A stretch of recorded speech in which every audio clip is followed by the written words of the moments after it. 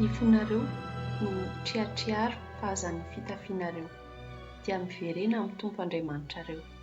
Fa mamindra fo sy mianatra izy, mahari-po sady be famindram-po ary manenina ny amin'ny loza.